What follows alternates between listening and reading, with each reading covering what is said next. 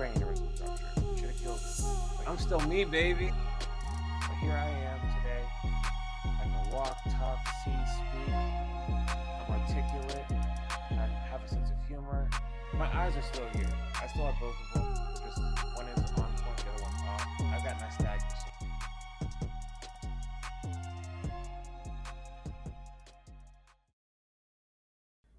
Welcome everybody to CarRideTalks.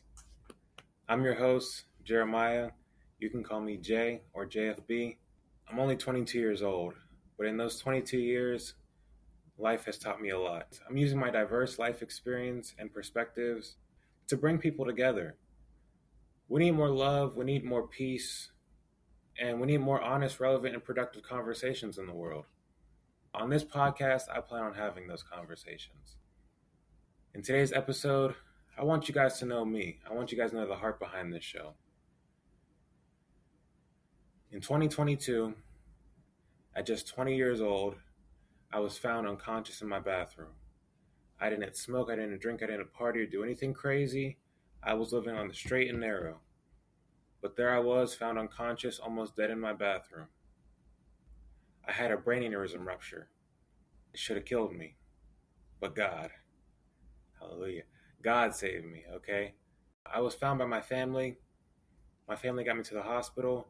At the hospital, my heart stopped. I had a second brain aneurysm rupture. But here I am today. I can walk, talk, see, speak. I'm articulate. I have a sense of humor. I'm still me, baby. And I don't say that to boast about myself. No, this is just to boast about life and how good God has been to me. I made it to the hospital, heart stopped. So now I had major brain bleeding and my heart stopped. So my brain isn't getting oxygen. My family makes it to the hospital. At the hospital, they had to sit my mother down. They told my mother, we got Jeremiah into surgery. We scanned his head. He has 2 brain aneurysms. Both have ruptured. There's some serious damage up there. We're not sure if he's going to make it. If he does survive surgery, he might not be able to talk. He might not be able to see. He might not be able to walk. And those were the odds I was given. If I woke up.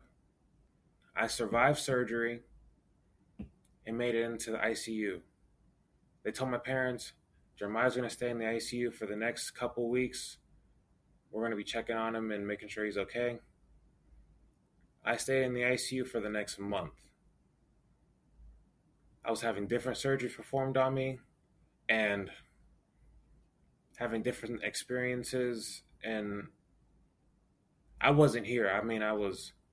My eyes were all kooky. By the way, I guess it's a good segue.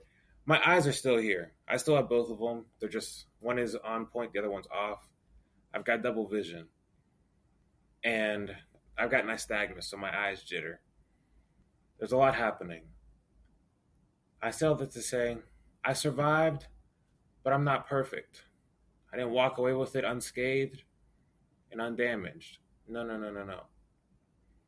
So every day, I had to make a conscious decision to do something about it and change it. And I was a 20-year-old kid, healthy.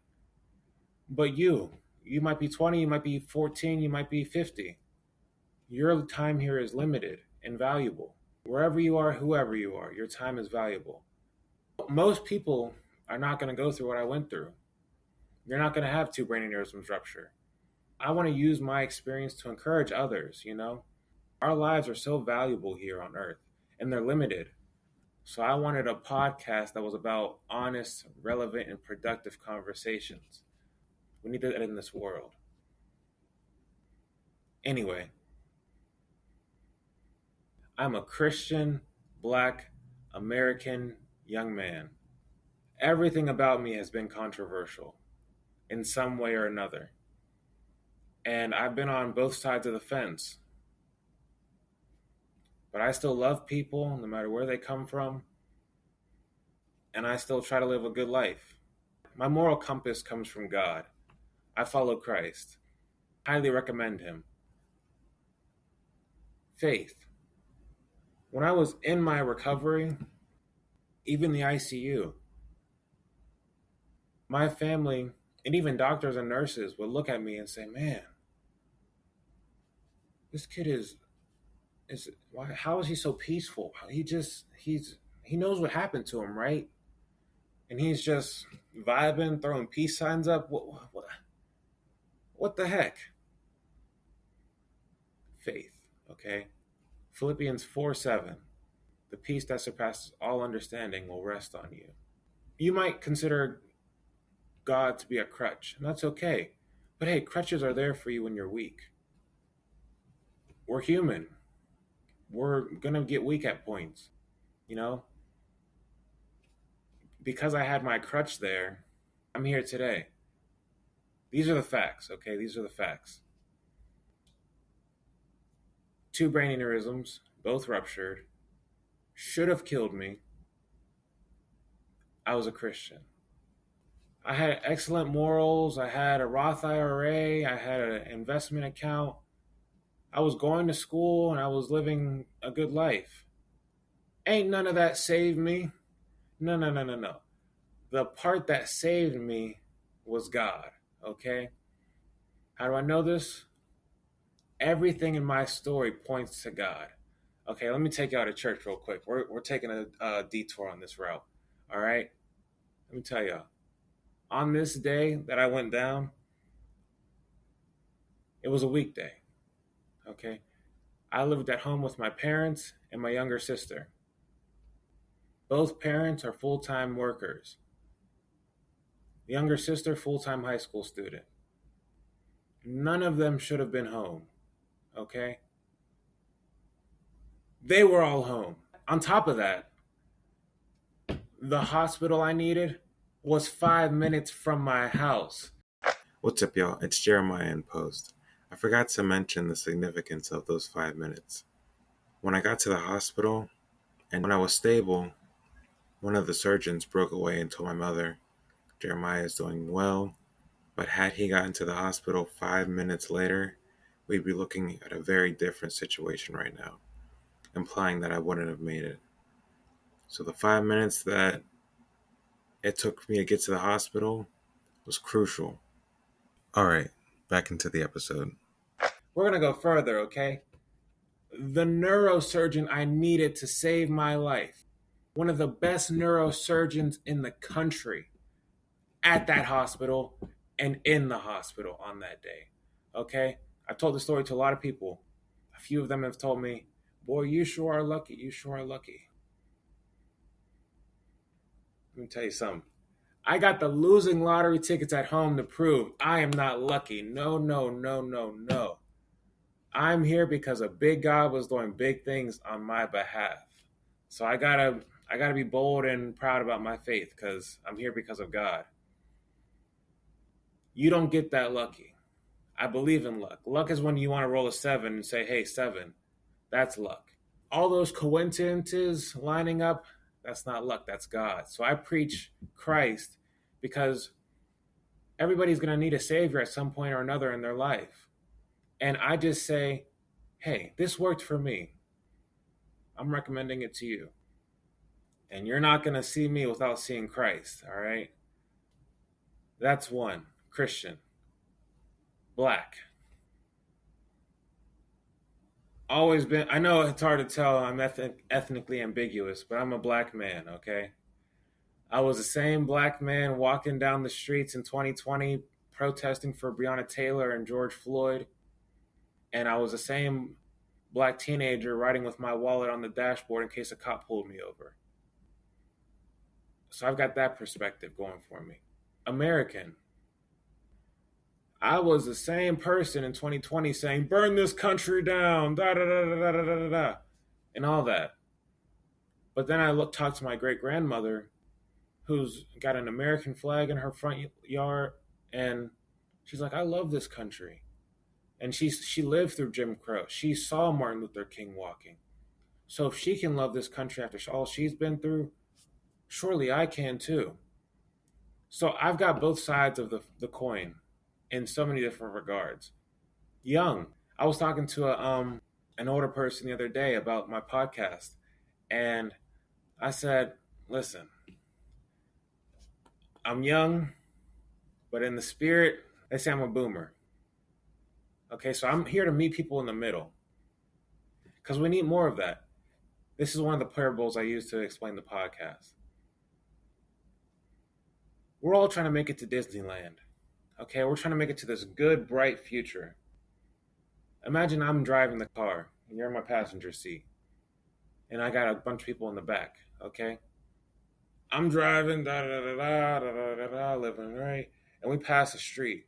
Now you yell at me, "What the heck are you doing? You just passed the turn. We would have made it there so much faster if you made the turn." I'm like, "No, I know where I'm going. You settle down, passenger driver. I know where I'm going." And people in the back chime in and all that, da da da da da. It gets to the point where I pull over and I say, "You know what? We're going to settle this right here." And we don't settle it. We spend the next 5 days just arguing in the parking lot. I use this parable to describe where we are today in the world. We're all trying to yell at each other and bark at each other. But hey, you're a sophisticated human being, and so am I. Let's settle down, understand where each other are coming from, and we just might end up somewhere good. So I made it out of the hospital, and the world is still on fire. People are still fighting and biting each other. It wasn't a warm welcome, but it was the reality of the world.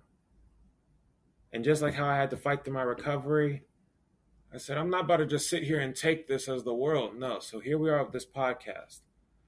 I want to see change. And I'm hoping this podcast reaches the people that want to see change as well. It's not going to be comfortable and it's not going to be fun in every episode. I say there's two types of people. There's a surgeon and there's a thief. Okay? The surgeon, what does he do? He assesses you, what's wrong, what's good. He brings you in, makes an incision, removes what's ailing you, patches you up, sends you on your way, and you live a happy life. God bless the surgeons out there. Okay? Second person is a thief. Okay? They assess you, they scope you out. Okay? Stab, stab, stab. Take your money, run. Okay? They leave you broken, impoverished, and worse off. Both of these people, they assessed you, they cut you, they took something, and they left. But they're vastly different. Okay? People might say I'm harsh and rude and all that. Now listen, I consider myself a surgeon. I'm for your good here. I've lived, I've seen. So I've assessed a lot.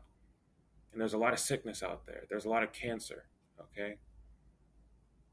In the culture and in society. So I'm going to get in there, I'm going to take out the bad, and I'm going to go on my way. And hopefully you can live a good life. I'm not a thief, all right? I'm not here to bash somebody and run away and say, hey, look at me, I'm high and mighty. No. I love people, and I love God. Both of those are the reason why I am the way that I am. With this podcast, I'm hoping to help people just like a surgeon would.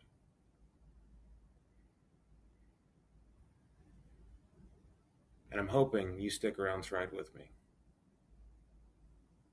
There is a lot to take away from my story. I couldn't fit it all into one episode.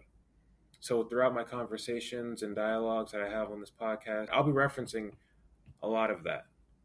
So watch future episodes. And to that, be grateful for something, okay? Don't listen to my story and say, man, that kid he's got a great attitude. No. I survived to inspire you to live a better life. That's why God has me here. So in your life, find something to be grateful for. I have a quote. Around the one thing you want to complain about, there's usually 10 other things to be grateful for. I'm partnered with a brand called Grateful Apparel. If you use the code BBJ15, you can get 15% off your next purchase.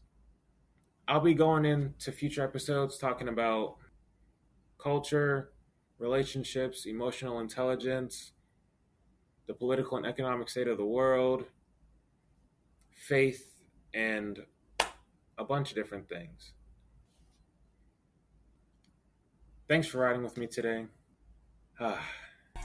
I've tried shooting episode 1 4 times already.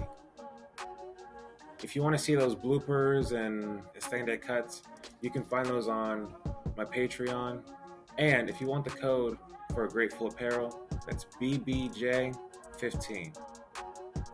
My tag online is BergBoyJ. Thanks for riding with me on today's episode of Car Ride Talks. My name is Jeremiah. I'll see you on the next one. Peace.